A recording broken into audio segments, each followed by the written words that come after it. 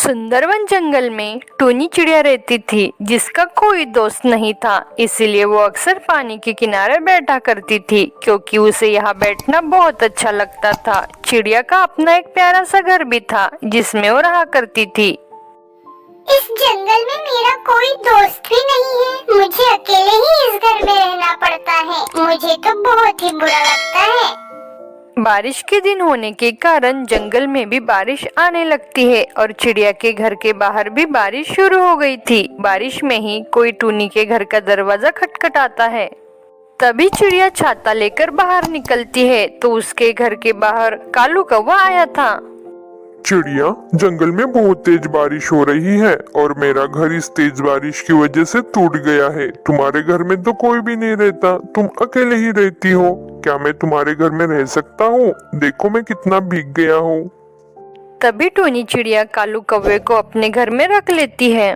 कालू कौवा, तुम मेरे घर में जितने दिन रहना चाहते हो उतने दिन रह सकते हो, लेकिन तुम्हें अपने लिए खाना लेने जाना होगा क्योंकि मैं बहुत दूर जंगल से खाना लेने जाती हूँ। इसलिए तुम्हें भी अपने लिए खाना लेने जाना होगा। लेकिन कालू कौवा बहुत ही आलसी था। उसे काम करना बिल्कुल भी पसंद नहीं था। टूनी चिड़िया बहुत मेहनती थी। वो रोज जंगल में जाकर अपने लिए खाना लेकर आती थी क्योंकि उसे बहुत दूर जाना पड़ता था।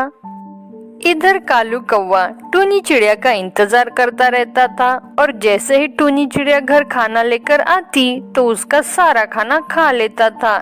इसे लेकर टूनी चिड़िया बहुत परेशान हो गई थी। इसलिए वो नदी के किनारे आकर बैठ जाती है। तभी वो देखती है नदी में एक बहुत ही सुंदर तितली पानी में डूब रही है। टूनी चिड़िया जाकर तितली को अपने मुंह से पकड़कर पानी से बाहर निकालती है जिससे तितली की जान बच जाती है। फिर एक दिन, टूनी चिड़िया, तू मेरे घर से चली जा क्योंकि कल से मेरे घर वाले यहाँ रहने आ रहे हैं। तू यहाँ से जल्द चली जा। क्या बकवास कर रहे हो तुम? कालू कौवा, ये तो मेरा घर है। तुम मेरे घर से मुझे कैसे निकाल सकते हो? तुम ही यहाँ से चले जाओ। वैसे भी कितने दिन हो गए हैं। अगले दिन सुबह कालू कौवा अपने पूरे परिवार को चिड़िया के घर ले आता है। अरे कालू कौवा, तुम्हें पता नहीं है ये मेरा घर है। तुमने तो सारे गांव वालों को बुला लिया। अरे टूनी चिड़िया, तुम झूठ क्यों बोल रही हो? ये घर कालू कौवे का ही है क्योंकि मैं उस दिन इस घर में ही आई थी। ये क्या बोल रही हो तुम? मैंने तो कालू कौवे की मदद की थी क्योंकि उस दिन बारिश में ये बहुत भीग रहे थे, इसलिए वो मेरे घर आए थे। लेकिन इन्होंने मेरे साथ तो धोखा किया और मेरा ही घर हड़प लिया। कालू कौवे ने टूनी चिड़िया को घर से निकाल दिया और टूनी चिड़िया बेघर हो गई। उसका कोई घर नहीं था। अब रोते हुए अपने घर को छोड़कर आ गई थी और अब वो नदी के किनारे जा रही थी क्योंकि उसे वहाँ बहुत अच्छा लगता था। इसीलिए वो नदी के किनारे जाकर बैठ जाती है। टूनी चिड़िया को कालू कौवे पर बहुत ज्यादा गुस्सा आ रहा था क्योंकि उसने उसका घर छीन लिया था। तभी वहाँ एक परी आ जाती है। चिड़िया, मैं एक परी हूँ। क्या तुमने मुझे पहचाना? मैं वही हूँ जिसकी तुमने पानी में डूबने से जान बचाई थी। मैं तुम्हें तब कुछ नहीं दे पाई थी, इसलिए तुम मुझे आज मिली हो। बताओ तुम्हें क्या चाहिए चिड़िया? जो तुम मांगोगी वो सब मैं तुम्हें दूंगी।